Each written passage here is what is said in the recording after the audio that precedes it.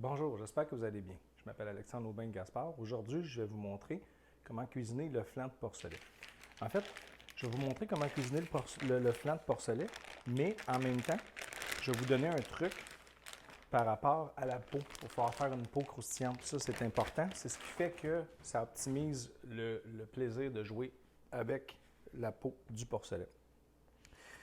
En fait, le but pour faire une belle peau croustillante, c'est d'assécher la peau.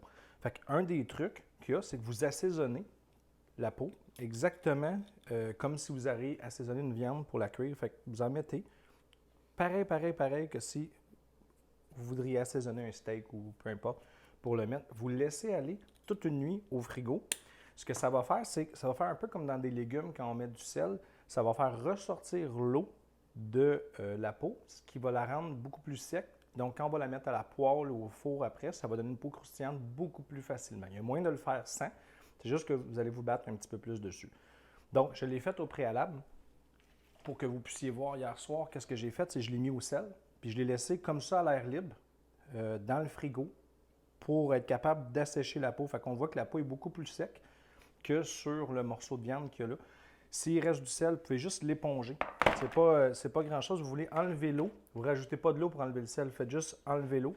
Vous l'essuyez. C'est tout ce que vous avez à faire. À partir de là, ce qu'on va faire, c'est qu'on va juste prendre le morceau. Puis en fait, on va juste le couper, puis on va le mettre directement à la poêle. Parce que là, il y a deux choses importantes là-dedans. Si vous n'avez pas une bonne poêle anti-adhésive, parce que la peau, vu qu'il y a beaucoup de collagène, elle va être portée à attacher. Ce qu'on va faire, c'est qu'on va partir très doucement avec de l'huile. Fait qu'il y a un truc. C'est soit vous le faites directement dans une bonne poêle anti-adhésive, ou soit que vous preniez un papier sulfurisé avec un peu d'huile dessus, qui lui va faire exactement l'effet de la poêle anti-adhésive, qui va permettre de ne pas attacher. Encore une fois, ça marche si on ne met pas ça trop fort. C'est important de juste faire la peau pour qu'elle devienne parfaite. Fait qu'on continue le reste au niveau du feu. Fait on met le rond à peu près aux 2/3, encore une fois, puis on va mettre de l'huile. L'objectif, c'est que tu veux mettre quand même assez d'huile pour pas que la peau elle attache. Puis on va partir vraiment au début doucement. Tu veux vraiment que ça attache doucement. Puis même que s'il y a un poids, vous pourriez remettre même un poids dessus pour que ta viande, l'objectif, c'est qu'elle soit le plus plat possible. Fait qu'on va laisser doucement aller. Puis de temps en temps, on va prendre, on va juste s'assurer de bien le détacher pour être certain que ta peau, elle n'attache pas. Fait qu'il faut partir doucement parce qu'un coup qu'elle va être sec, un coup qu'elle va avoir parti sa cuisson, elle n'attachera plus. C'est tant qu'elle n'est pas encore cuite qu'il y a des possibilités d'attacher. Après ça, ça va être facile. Fait qu'on va suivre doucement les étapes.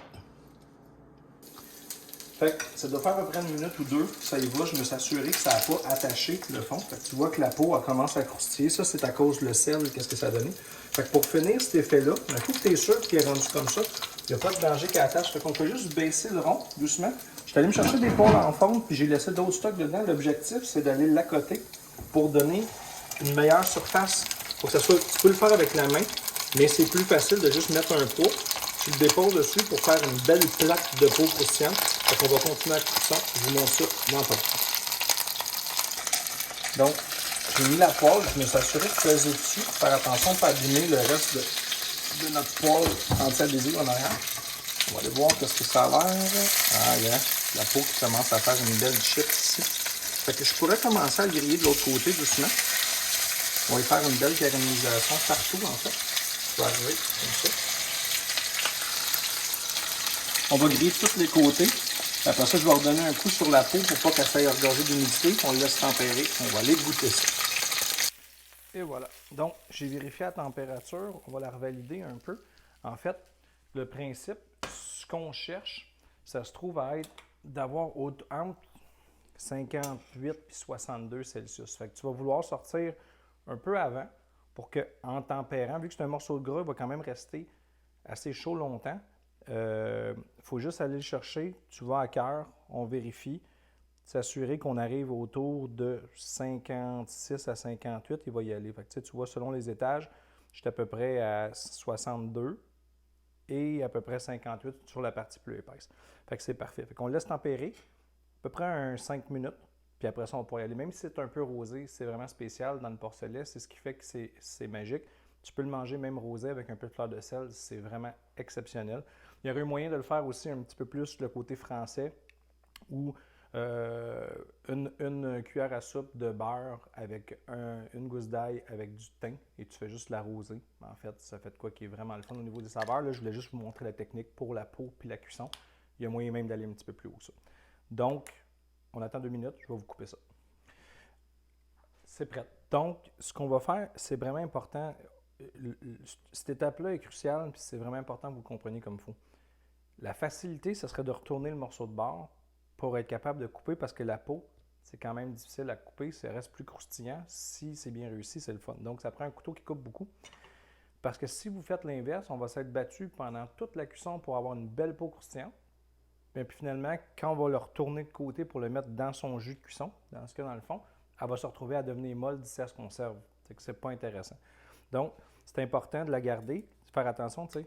Tu as une belle peau qui est dessus, tu vas juste arriver, tu vas couper ton morceau, puis tu ne veux pas que le morceau retourne dans son jus. C'est pour ça qu'on voit souvent les gens les placer de même. Parce qu'en réalité, tu ne veux pas que ta peau se redépose dans le jus, tu veux qu'elle reste quand même assez proche du haut pour pas qu'elle s'humidifie.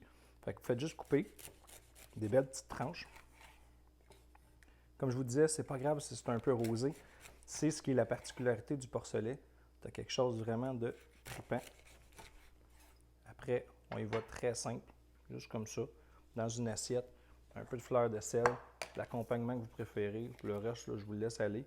Il y a toujours dans le bas du flanc, en passant, faites attention, quand j'ai mis du sel, je n'ai peut-être mis beaucoup là, parce que sur le dessus, j'avais déjà salé la peau. C'est peut-être de goûter un morceau pour s'équilibrer. Il y a toujours le cartilage ici qui est au fond. Fait que ça, vous pouvez soit l'enlever, soit vous le laisser là, vous avez retissé les convives. Puis, c'est tout ce qu'il y a à faire. Vous prenez un morceau, puis vous dégustez.